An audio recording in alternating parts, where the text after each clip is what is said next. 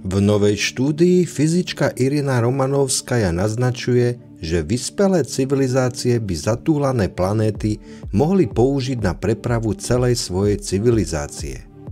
Tieto potulné svety by mohli slúžiť ako záchranné člny pre civilizácie, ktoré sa snažia uniknúť svojim umierajúcim hviezdam a vyhynutiu.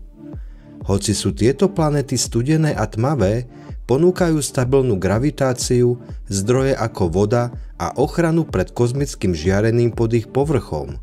Niektoré môžu mať dokonca podpovrchové oceány, ktoré udržiavajú teplo prirodzenou radioaktivitou. S dostatočným množstvom technológií, ako jadrová fúzia alebo slnečné plachty, by sa takéto planéty mohli dokonca smerovať k iným hviezdam, kde by ich ukotvili a začali odznova. Zaujímavá myšlienka, čo poviete? Ak ťa bavia videá o objavovaní a záhadách vesmíru a kozmonautike, daj mi prosím odber na tento kanál.